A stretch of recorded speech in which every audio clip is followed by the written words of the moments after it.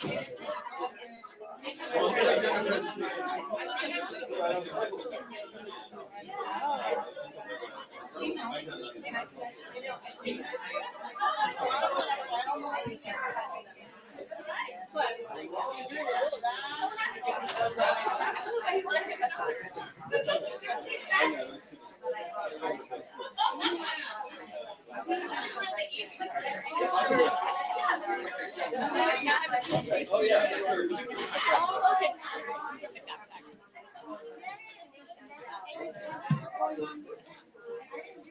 you walking out? So we do all water enforcement in the branch. Clean water. Hey, John. I don't know who was up here before.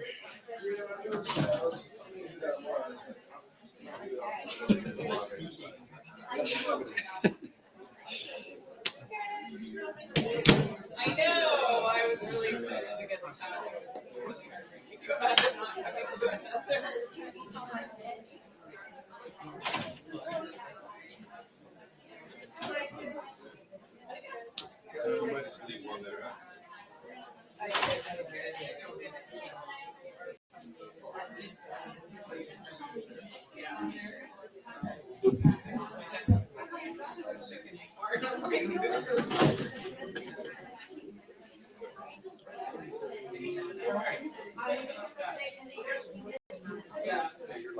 Good? Okay. Hello, everybody. Good afternoon. I think we will get started here. I invite you, if you're in the back of the room, if you wanted to move a little closer. I feel like the screen's small. There's plenty of room. Otherwise, feel free to hang out where you're at. But I think I will get going here. So first and foremost, I want to say thanks for being here. Thanks for choosing this session. I know there's a wide variety to choose from today. My name is Michael Cloyd. I am the tribe liaison for our US EPA Region 9 environmental justice team. So today we're going to talk a little bit about our program, some upcoming funding opportunities, and I have a guest to share with you all later in the presentation. We'll just say next slide.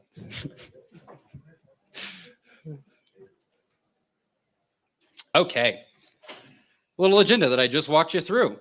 Tell you who we are, what we do. I'm going to talk a bit about our funding programs, prior and current. And I will introduce you to one of our environmental justice thriving communities technical assistance centers. So we'll go to next slide here. The who we are. So our environmental justice team within Region 9 is still very fresh in terms of size. So about, I don't know, a year and a half ago, this program had one permanent staff member, and we now have some number north of 10, I think maybe 12 permanent staff members, somewhere in that range. So we're very excited about that. So as you can see, we all have, as you may not be able to see, this text is really small, so I apologize. We are broken up into geographic areas that we serve as liaisons for. So as I said, I'm the tribe liaison for our group.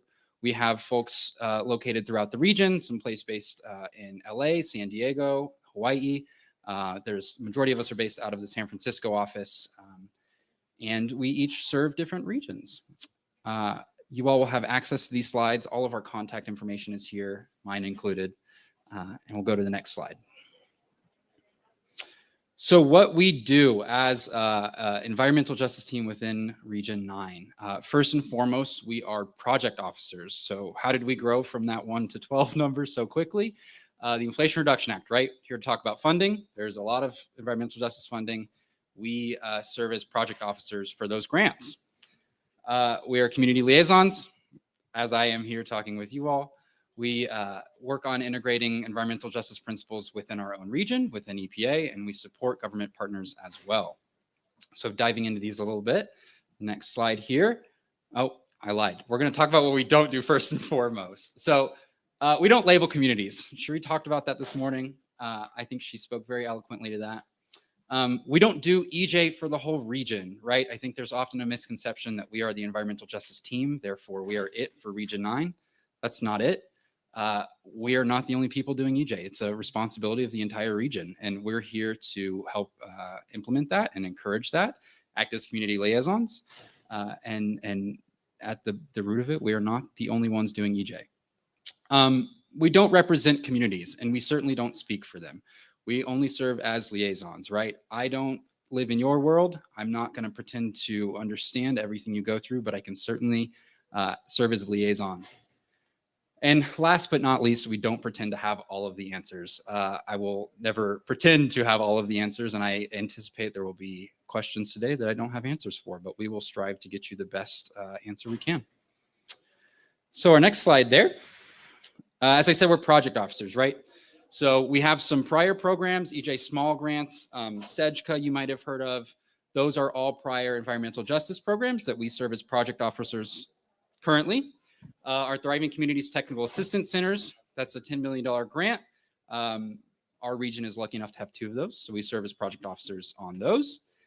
And looking towards the future, we have our government-to-government collaborative problem-solving grant-making program and our community change grants program that we will all be serving as project officers on. So in total, about 6 programs, growing by the day. Our next slide. So we support communities with EJ concerns, right?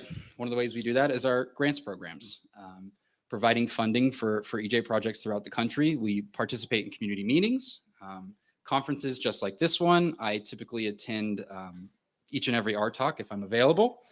We participate in local AB 617 meetings. If you're local to California, that might sound familiar.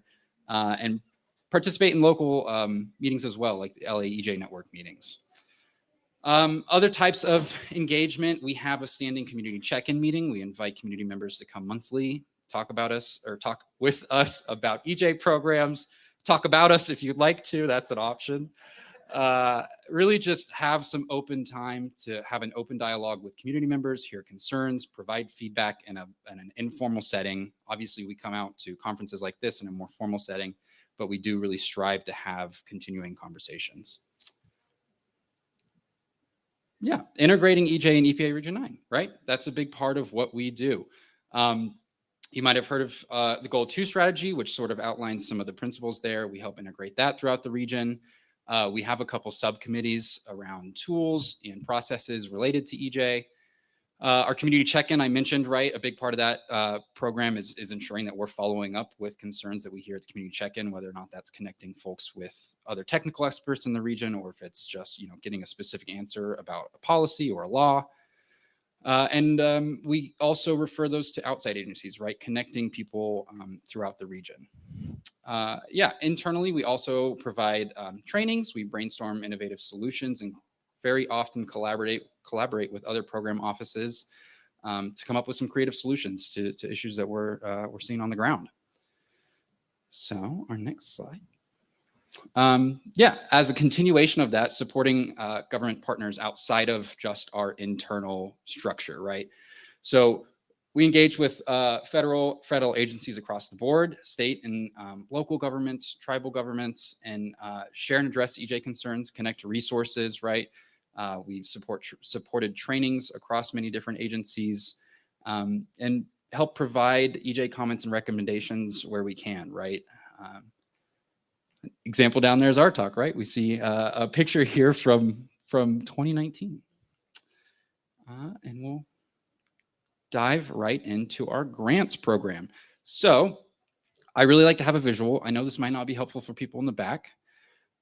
If anybody wants to sneak a peek behind you guys, there's also a screen that might help see some small text. So from start to finish here, right, we have assessment, planning and project development, pilots and partnerships, and implementation. So this is just sort of the 4-stage process that headquarters has shared in this kind of overall goal of our environmental and climate justice grant programs. So we're going to go a little bit out of order here. I want to talk about a grant program that has happened in the last fiscal year. So we'll go to our next slide. And man, I really am missing my notes here. Sorry, you guys. we're going to talk about first the implementation authority that the Inflation Reduction Act afforded the Environmental Justice Program, because this covers all of our programs from start to finish. There are some specifics that change within NOFOs, but the Inflation Reduction Act allowed our grants to fund implementation. It's no longer just capacity building. It's no longer just education, training, etc. We can do refurbishments, construction projects, buy physical items, solar panels, air filters, etc. Our next slide here, short list of what I just covered, right? I won't make you read that. Basically what I just said: installation of air and filters, disposal, energy recovery training, workforce development. The goal of Inflation Reduction Act was within EJ was to really broaden what we can do. It's no longer just capacity. So I really want to stress that. That covers all the programs I'm going to talk about moving forward. So our next slide. Yeah, back to our roadmap here. As I said, I'm going to jump around. So bolded there, pilots and partnerships. I want to talk about our collaborative problem solving grants and our government to government grants. Both of these grant programs are closed currently. We ran them in fiscal year 23. They are currently closed. I'm excited to share some details on that because we just released our selections a few hours ago, actually. So I get to share some exciting projects. So our collaborative problem solving grants this past fiscal year really geared for CBOs, community-based organizations on the ground doing that work. They're $500,000 per grant. Of course, my computer locked. Share some details. We had a few tribal selections this year, which was really exciting to see. Those will be on our website. I'm trying to remember. There was a Hopi and Navajo-based project replacing wood fire stoves. We have a couple of selections with indigenous groups out of Hawaii doing solar projects and energy sovereignty development. And there was one selection on our government to government. So our government to government program is kind of the mirrored image of CPS. It's for government instead of CBO. It does require our government partners to have a partnership in place with a community-based organization, and they do have to pass through funding to that community-based organization. So although it is led by governments, it encourages and facilitates that capacity building within the community. I believe we had one tribal selection under this fiscal year, and that was Buena Vista Rancheria, and they had a project to develop some outreach plans, I believe. So the specifics on this year's selections, as I said, just got posted. Both of the websites for the CPS and G2G are linked. You can just Google CPS or G2G EPA. Take a look at all the selections. It's a really broad program. I will mention we headquarters had set out a goal of about, I believe, $100 million total for these two programs, and they ended up awarding over $125 million. So it's really exciting to see that, we have the funds, we're selecting more projects than I think were even expected.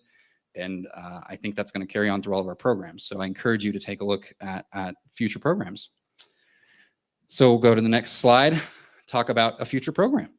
So planning on project development, our Environmental Justice Thriving Communities grant making program. We'll go to our next slide here. Perfect. So this program is a pass-through funder. This is going to be roughly 11 large grants, so $50 million grants that are being awarded to third parties, non-EPA entities, to act as a pass-through funder for communities. So what is this going to do, right? Hopefully reduce barriers. This is going to negate the need to apply through SAMS.gov, grants.gov. As a community-based organization, you will not have to worry about those if you want to get a grant from this organization. Collaboratively, we will be designing the application and selection process with these funders. And then basically all of the coordination as a community-based organization will be through this pass-through funder. You will not speak to us. So as I said, no SAMS.gov, no grants.gov. It'll be through this pass-through funder. Eligible entities for pass-through, community-based nonprofit organizations, tribal governments, both federally recognized and state recognized, in addition to intertribal consortia, Native American organizations, local governments, US territories, and freely associated states. So a pretty comprehensive list there. We've really tried to make sure that this is reaching as broad an audience as possible. There are some tentative grant amounts, and I will emphasize tentative, ranging from $150,000 to $350,000, just to give you a rough idea of what those pass-through funds are going to look like. And those projects will span 1 to 2 years. What else can I tell you about this? So this program, I will say, all of our Inflation Reduction Act funding has to be allocated by September of 2026. So this funding is going to be spent as requested. If it happens to last that long, 2026 is that deadline. Our selections for the pass-through funders should be coming in the next couple of months here, in which we'll start designing that selection process, and funds will hopefully start being awarded to communities, I would say early to mid 2024. All right, our second kind of future program here. This is where the big chunk of Inflation Reduction Act funding is going. This environmental and climate justice change grants, as we'll see in the next slide here, is approximately $2 billion in funding. It's a lot of money. We had $3 billion overall. $2 billion of that is this environmental and climate justice community change grant program. Much like the grant making program, this program is still being designed. It's still in flux. We're expecting to have a notice of funding opportunity soon, early autumn, so very soon. So eligible entities for this program, a partnership of at least 2 community-based organizations. I want to stress that, a partnership of at least 2 community-based nonprofit organizations, a partnership between a federally recognized tribe and a community-based organization, a partnership between an institution of higher education and a community-based nonprofit organization. So as with all of our environmental justice funding, that community-based nonprofit organization is essential there. That's sort of the hub. These grants are tentatively up to $20 million per grant. That number will be defined in the notice of funding opportunity when it is released.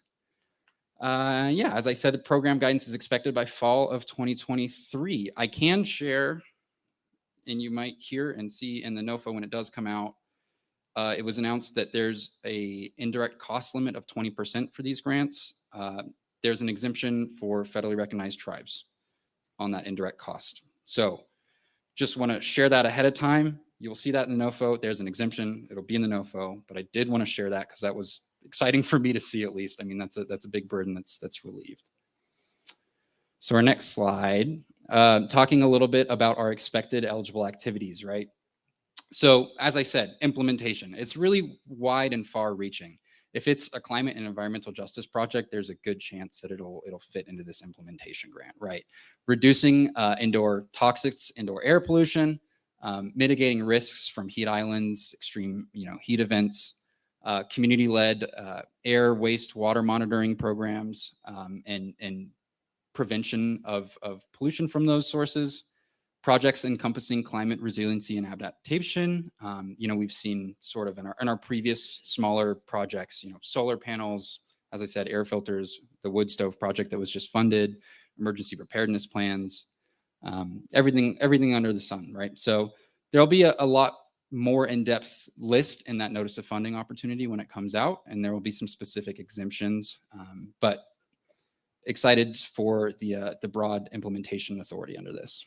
So our next slide, a few FAQs, and again, this text is really small for this screen, I apologize. As noted, awards will be up to $20 million. I think we'll be looking in that $10 to $20 million range. There will be a small carve out, about $1 to $3 million grants to facilitate the engagement of communities in the governmental process. So there is a smaller sidetrack that'll be defined in the NOFO as well. This NOFO will be issued coming very soon. It's going to be open for 12 months. Open for 12 months. I will say that again because our grants are often open for very short periods of time. This is going to be open for 12 months and evaluated on a rolling basis. That'll be defined in the NOFO in terms of the rolling basis selection. Don't have specifics there, but the NOFO will be open for 12 months. That is exciting. Intertribal consortia may be able to qualify as a community-based organization depending on their nonprofit status. That was another little caveat that we just received that I was excited to see. There'll be some specific definitions in the NOFO, but that would enable a federally recognized tribe to partner with an intertribal consortia as a CBO. We can also share that there will be community change grant program specific technical assistance. So we do have our technical assistance centers, which we'll talk about in a moment. But in addition to those technical assistance centers, there are going to be TA programs specifically for this grant program. So if you, as a CBO or a federally recognized tribe, are interested in this program, keep an eye out. There will be technical assistance to help you figure out and navigate the process of applying for this funding. Go to our next slide here. So working our way backwards to assessment and assistance, our environmental justice thriving communities technical assistance centers. The goal of this program was to establish a network of TA providers throughout the country. So this is a joint partnership with Department of Energy and US EPA. We have, I believe right now there are 16 centers funded with a few RFAs out right now. Region 9 was awarded 2 technical assistance centers, which was very exciting to see. I think we've certainly a population that needs that. So all of our technical assistance centers are designed in a hub and spoke model, centered in one organization, supported by many other organizations. Our hubs in Region 9 are San Diego State University and the University of Arizona. Go to our next slide here. So this program is $10 million per assistance center. That 177 is in flux right now based on how many centers there are. This is a 5-year project. And as I said, interagency. We do have 3 national technical assistance centers to help support the regional centers. One of those is National Indian Health Board. And they've been very active in assisting us already. So it's been very exciting to see that. Yeah, we'll go to our next slide. As I mentioned, our 2 main centers here are San Diego State University's Center for Community Energy and Environmental Justice and University of Arizona's Western Environmental Science Technical Assistance Center for Environmental Justice, otherwise known as West EJ Center and CJ, because we love acronyms, right? So with that said, I'm excited to introduce Rebecca Lewison, Executive Director of the Center for Community Energy and Environmental Justice, to share a bit about her program.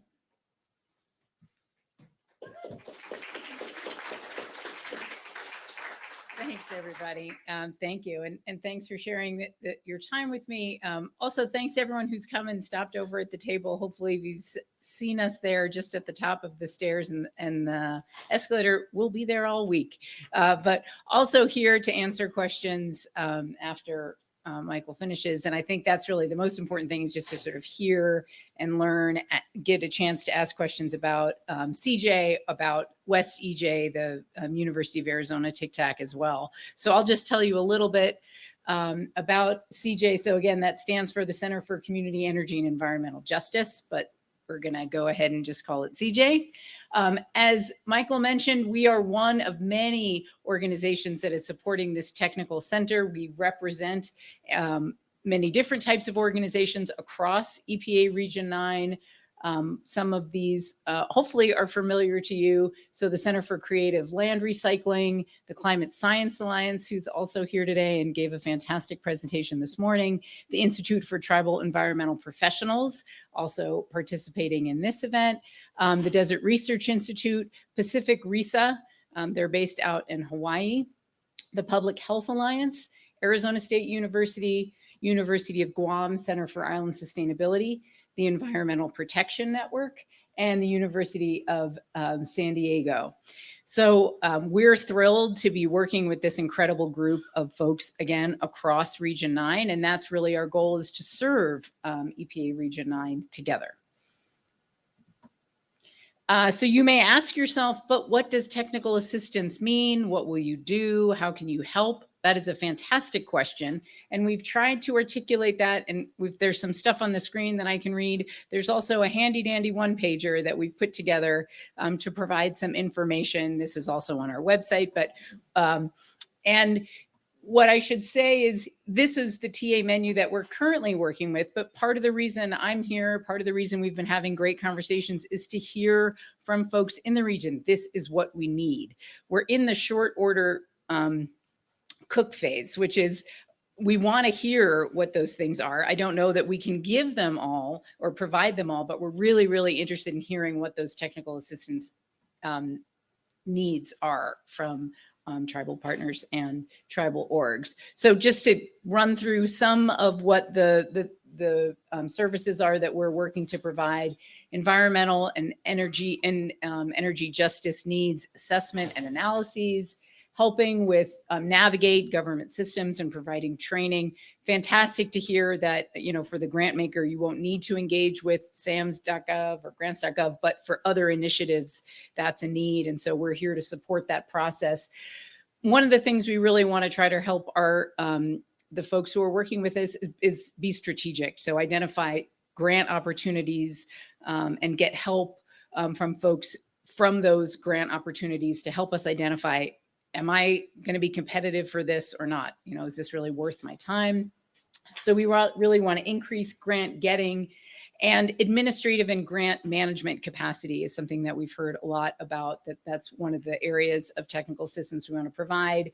We want to support tribes and indigenous communities in decision-making participation, and also in training community leaders. So those are some of sort of the foundational areas of technical assistance, but we also have particular areas of expertise. Oh, sorry, next slide.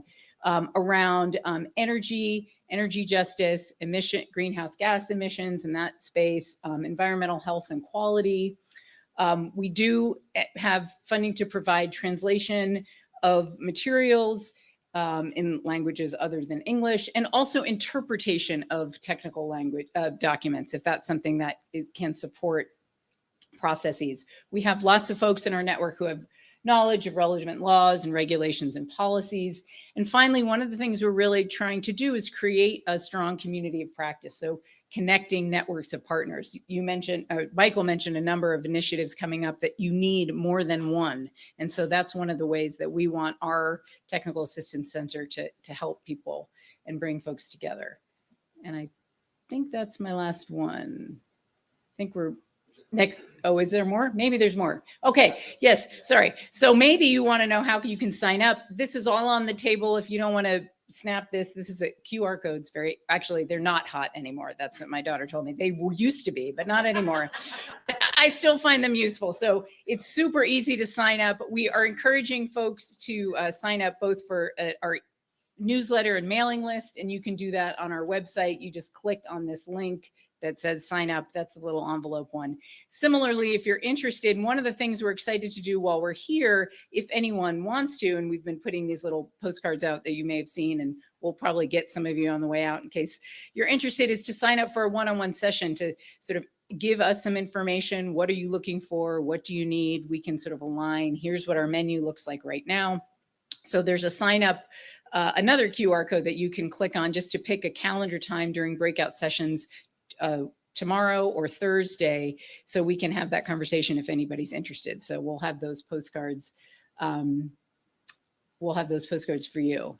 So I think sign up for the mailing list. You can also sign up. I think there's another one, maybe. Yeah, so this is the other QR code if you'd like to meet with us while we're here. We've got lots of folks from CJ to talk with you during the conference, and we would love to. And I just want to say thanks again for everyone who's already had conversations. We've had some fantastic conversations with folks already, whether we did a formal intake or just back and forth. So thank you for that. And I think that's it. Yep. Yeah.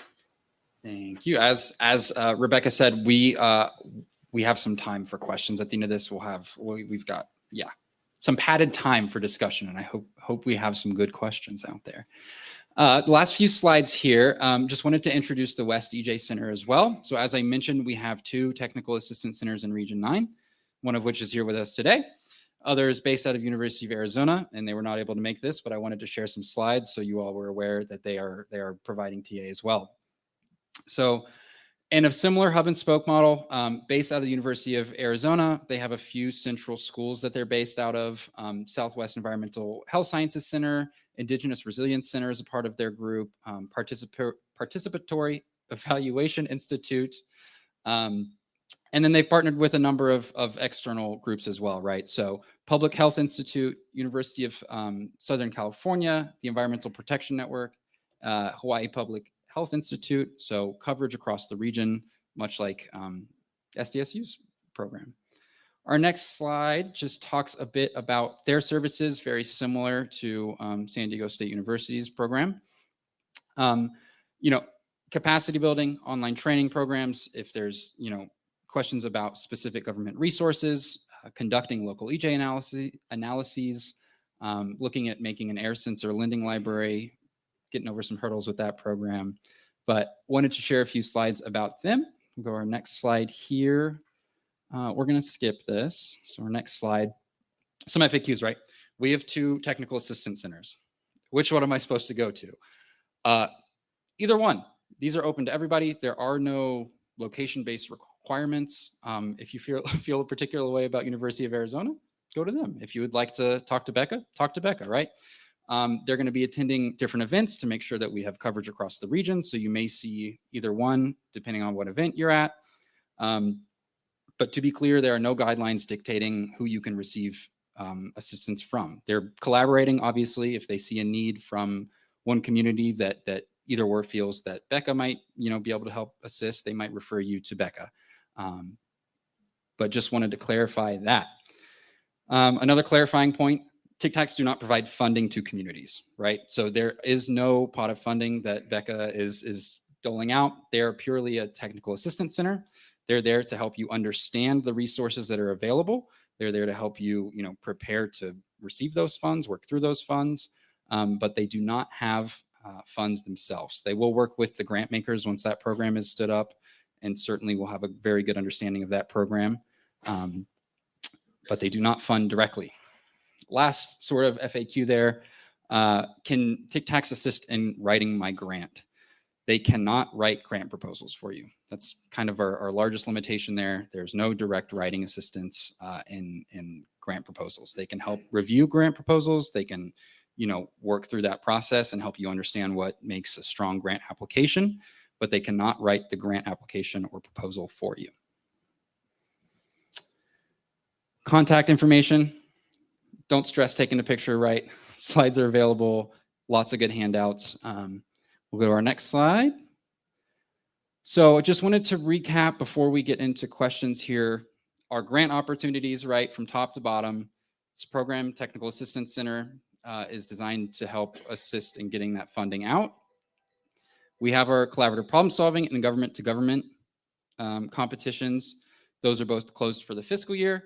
I say selections expected. We just announced selections today. I would expect that, and we have indication from headquarters that both of these programs will reopen in the future. They will be back. No date on that.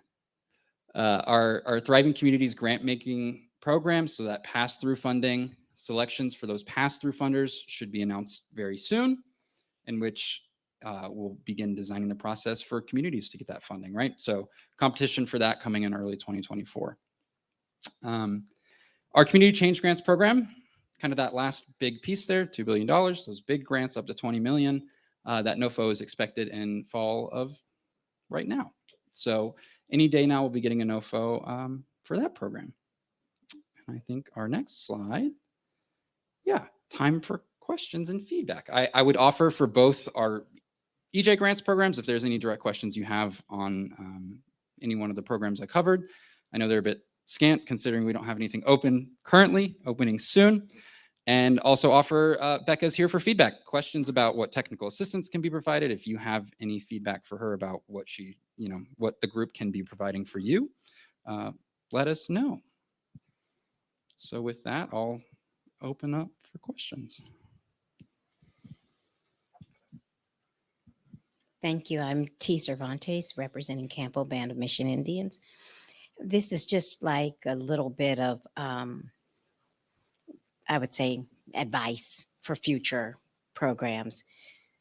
when you're providing technical assistance, if it's not direct technical assistance, you're really not eliminating some of the biggest barriers to organizational capacity. So, more specifically, if you say, I'm going to give you advice on grants, that doesn't do it for a number of organizations. You actually need grants writing assistance.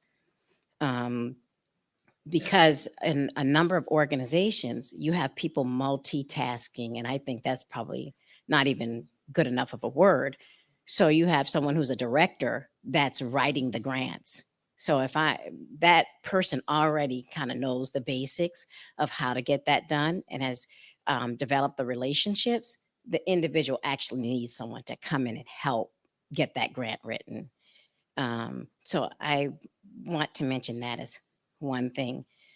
Now, if I find out you don't write grants, then I know not to ask you if you're going to help me with a hydrologic and a hydraulic study.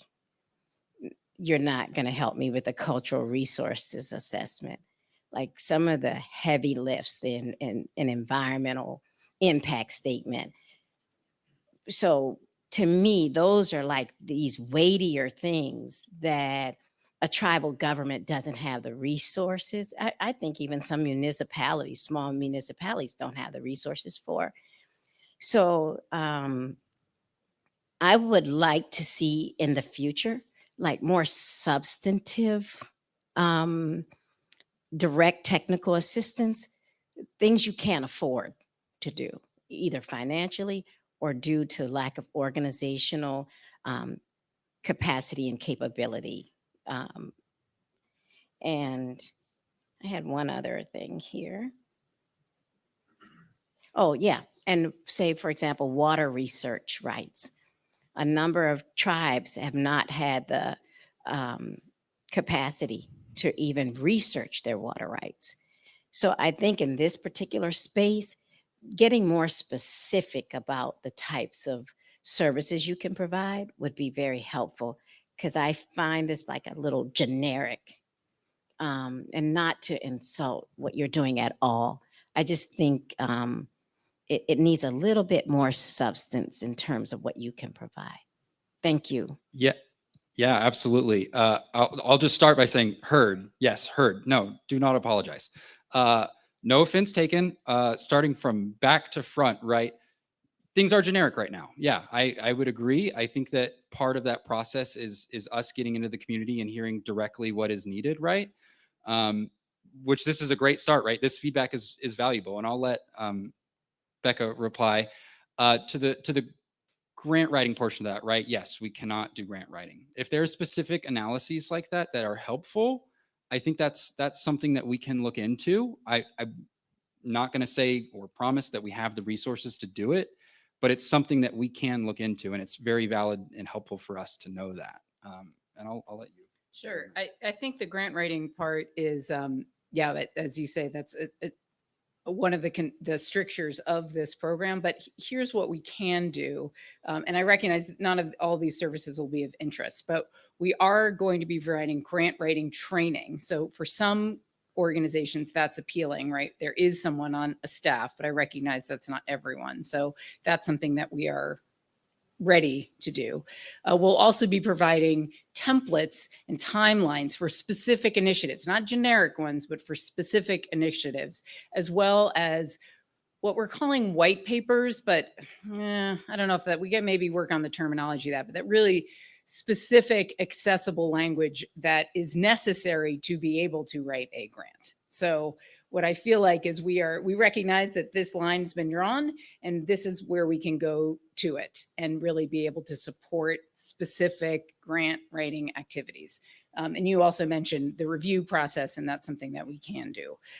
In terms of the specifics, I would encourage, if people want to know more, it is difficult in a conversation like this to go into all of the specifics, but that would be the perfect thing for us to sit down and talk to, because we do have specific areas of support, of our expert network, both within, the organizations and the folks we have participating, as well as a much broader expert network that extends, across these different institutions. So I think there is a lot of specific support we can provide, but to do that, we have to just sort of have that one-on-one conversation, which we would love to have, if people can during this conference, but also, we can set it up later as well, the way, and anyone would, even if they weren't at this conference. I have one other thing that I think might be helpful that you could do. A lot of times when you're writing a grant and you get the notice of funding opportunity, the NOFO, like in some cases, it's anywhere from 50 pages up, right?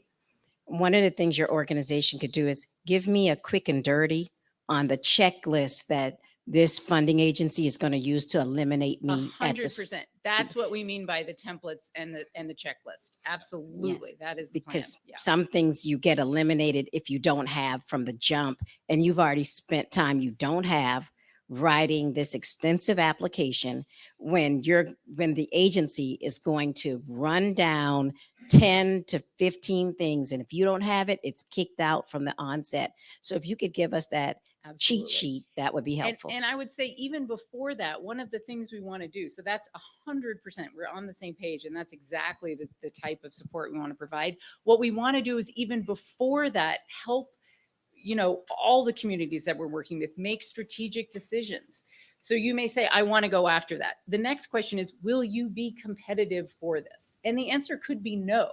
Right. And it's not like necessarily I know, but we know the people who know. What are the characteristics of communities that will be competitive? What will you need to be competitive? And if we go through that list and the answer is, this isn't for you, right? Let's find another one. And so I think that's another part that we can really contribute to the process of lowering and removing barriers wherever we can. No, thank you. Those are great comments.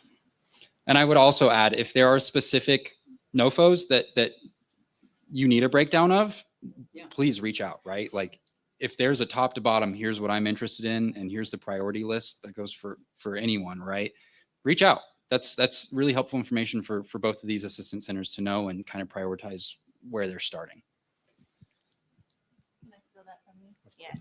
T, I love what you're bringing to this conversation. And I think it's important when we say that we can't use this particular money to fill this need that we know exists in tribal governments and in communities, which is like the bandwidth to write applications. This isn't the one that we can use for that purpose, but we do hear you that is a need. It's something that the agency's identified as part of our agency equity plan. And I'm hopeful that one of the other programs that we have coming, specifically the pass-through funding, might provide resources to communities to hire that grant writer, right? To hire somebody who can help you come in and do this work, because there's legal limitations, right? Through this technical assistance, we can't pay people to be extra competitive for our own awards. There's this cat chasing its tail issue. But I think we could be more clear about that when we talk about the fact that this isn't the money for that. Why isn't it the money for that? So that you understand that the rest of the field is open, right? In terms of the other kinds of technical assistance you talked about, please do, ask those questions and understand the grant limitation is the one that we know is particularly painful. And we'll be sure to communicate clearly during the pass-through funding NOFO and the announcement process to make sure that we can identify for folks places to fill that need. That's an important one to keep an eye on. Yeah. So one up here and then in the back. You need to use the mic. Sorry. Some folks online. Okay. Do you guys work with any nonprofit organizations that do grant writing? If you guys don't provide that, you guys at least should inform people. I would say we are trying. Yes, it's an extreme need. I think there are a few organizations that are offering it, and if that partnership is open, then There's one called Anthropocene Network that comes from Florida, but it works all over the United States.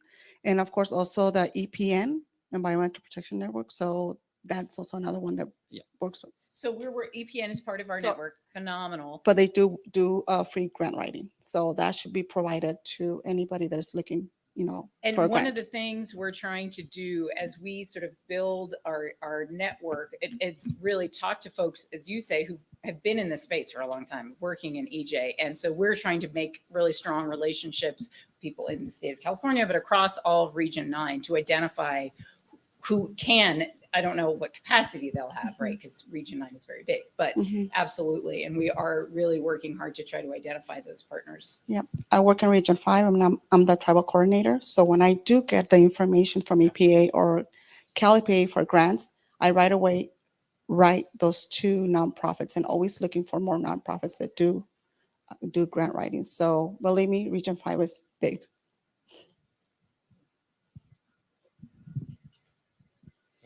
Yeah, I think John was first and then next one, straight in the back. Yep.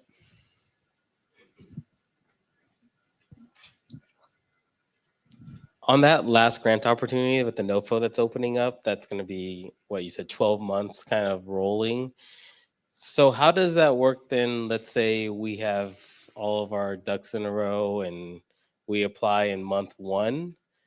How long, if we are awarded, is it going to take for us to, 1, hear we've been awarded, and 2, get the funds? Am I waiting for the full NOFO to close at year 12?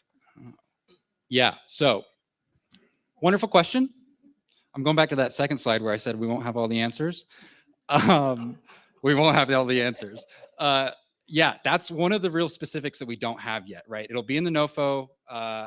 It's my understanding that the rolling selections are going to be, selection award, NOFO is still open, right? So it's not going to be an award at the end of that 12 months. There's a lot of money to get out the door, right? The goal is to get that money on the ground and doing implementation work as fast as possible. So with that, if that rolling NOFO is happening, and let's say we're ready to roll, I have a partner, say every 3 months it closes, or that one kind of that deadline hits, and then 6 months later I have another idea, another partner. Can I apply twice with 2 different partners for the projects? Okay. As long as it's not duplicative work, right, Laura? Yeah. Yep. Yeah, and if you guys are looking at fun project ideas, John just presented on a microgrid project that was really cool to see. And there's going to be a presentation from a small EJ grantee Thursday that I'll also be sharing information at, but the Tohono O'odham Nation is going to talk about their small EJ grant on Thursday as well. So lots of ideas floating around, lots of partners floating around.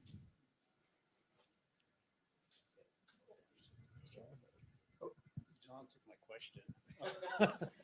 I did have one. This is all excellent information. It kind of sounds like what ITEP does with certain things. So, good job on renaming. That's why they're a partner in there. Yeah, right. But with that, I did ITEP stuff and they did solid waste ordinance training. It was like, would you guys provide something kind of similar like that with the grant writing? And at the same time as you the tribe has a NOFO in mind and you would train them to do that. Would that be a possible thing to do? But also with that is like when I do NOFOs, I take it to my council. They want to know legal review. Do you guys help out with that? Yeah, this has come up. So I'll say if this looks like ITEP's menu, it's because ITEP is one of our partners. It is. So if you get this one pager and you look at this is right. That a lot of the technical assistance, it's not all from them, but a lot of it. Absolutely. Oh, sorry. Well, you'll look at it over there. Here comes Megan. There you go. Anyone else interested in having one? Yeah, absolutely. So they're phenomenal, and obviously have been doing this, as you say, a very long time. So we're so grateful that they're a part of CJ. We are absolutely doing grant writing training along the lines of what ITEP does. Now they do already some, but this is an area that we are going to be expanding. Absolutely. And that's something that we're ready. We are ready to provide those services. Absolutely.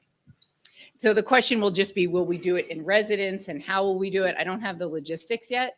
But we are definitely going to be, and again, I know ITEP already is in this space and doing a great job, but that's something that we're going to expand on as part of CJ. To the legal review question. Oh, legal review question. Oh, sorry, that came up too. And within our network, this is one that we did get stumped on a little bit, but I think you mentioned EPN, and Environmental Protection Network has some capacity. So the question is, does it have all the capacity we need there? And I'm not 100% sure, but we are also working on building that. So I think the answer is, I think so. I think we can. And I'm trying to manage expectations because I think there will be some legal things that maybe even they can't cover, but that's one of those things that if we get more information, well, they don't have it, then who has it? We got to find it. So that's on us. That's our job. Well, since you're partnering with ICAP, I mean, they did. Oh. With that solid waste ordinance, they have legal there. 100%. So we can talk to them and get their information, their advice, pro bono. Absolutely. That's absolutely right. Hey, so my name is Dr. Sarah Abney. I'm the Water Resources Program Manager for the Hopi Tribe, sitting here right next to my boss. I had a question because I saw, having my PhD, seeing the word analyses brings up a big question about data sovereignty. So how do you guys approach that? What do you do to maintain tribal data sovereignty along those lines? I'll let you answer that, and then I have one more question behind that.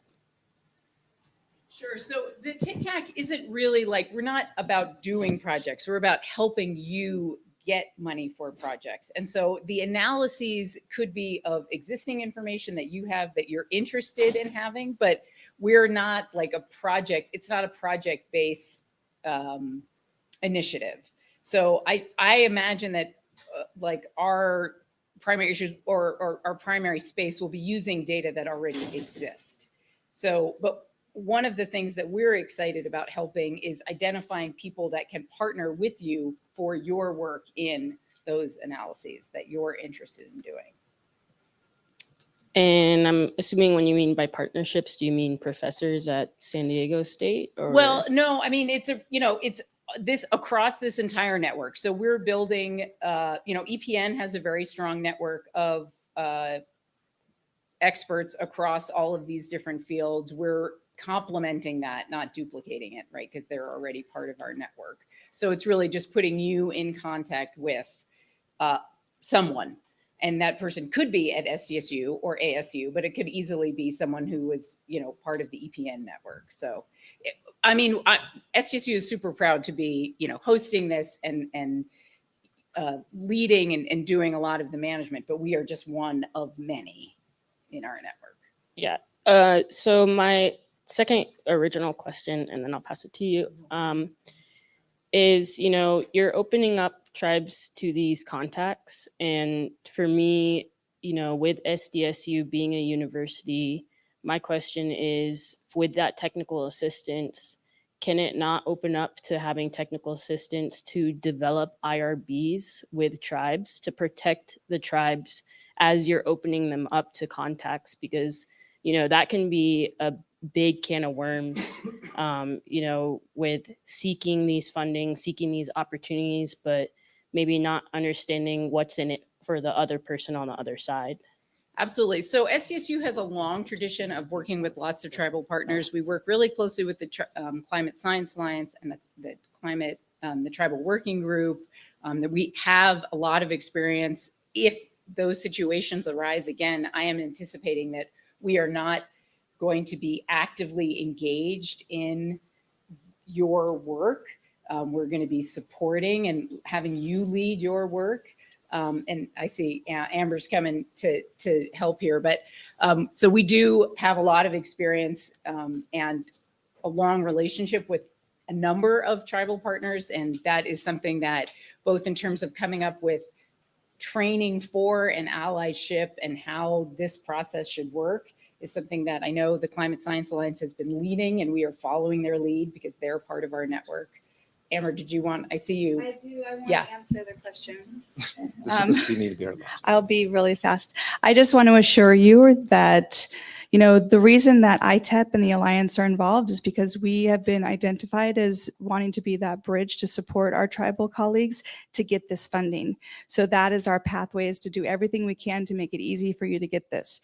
I will say that both the Alliance and ITEP, we have very strong Indigenous data sovereignty knowledge policies that adhere to the CARES principles. We are absolutely set up to support exactly what you're asking for. So I think what Becca's saying is that these this money is coming, these centers were set up, and we want to make those pathways to get this funding to you to do the projects you want to do on your lands, how you want to do them. So our role is just to kind of be that bridge. But I 100% agree with you is that if we can help you create partnerships that help you get done what you want to get done, they have to be have that IRB there.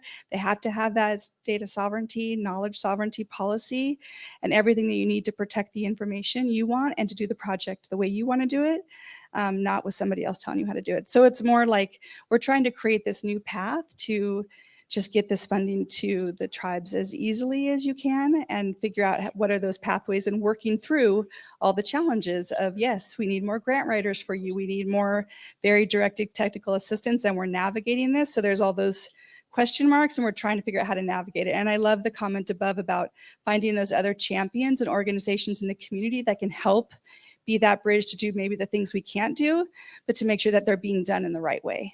So I really appreciate your comments, and I wanted to assure you that we uphold those same principles on protecting information and that these decisions need to be made by you, for you, how you want them, and that you should be dictating all of however these projects come out. We just want to get you the money.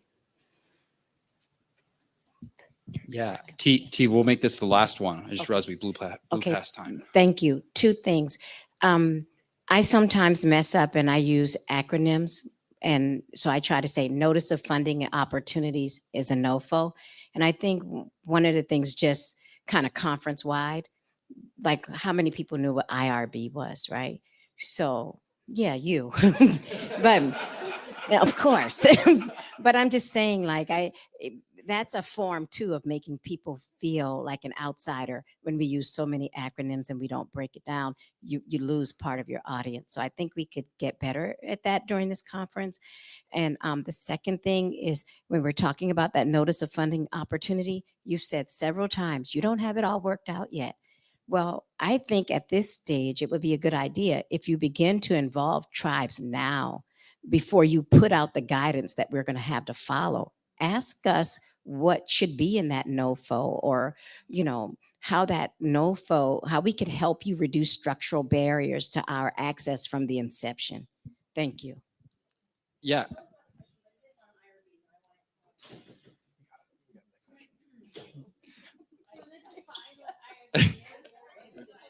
You want one more? Yeah, Nina. Come on up, Nina. I'm gonna get yanked off the stage. Yeah, So this is okay. the last thing. This is the last question. I'm taking the microphone away from you. Yeah, you're All right. gonna- Yeah. So that I didn't catch your name from Hopi, but the IRBs, that brings up a very interesting question with EJ grants. So we do a lot of surveys, not under EPA, obviously, because that's a 4-letter dirty word that you don't use. But we do a lot of IRBs, and we use the California Tribal Epidemiology Center because in California, they're the ones who works with California Rural Indian Health Board and work with tribes to do IRBs. Question that has come up is that some tribes, at least us, have pondered about setting up a system where we have control of that information when you do an internal review board. That's what so when you put together a survey, you have somebody look at it to make sure your questions are ethical, that you're not being intrusive, that if you're doing human research, you are being correct about it. And in this funding, to me, that could be an EJ, something under EJ that could help tribes develop that internally and build that capacity. Internal review board. We'll end on that. Thank you guys so much. Please, at any point throughout the conference, if you see me, say whatever you would like, positive, negative. Becca's here with SDSU upstairs. There's some flyers in the corner. And I'll end on that. Thank you guys.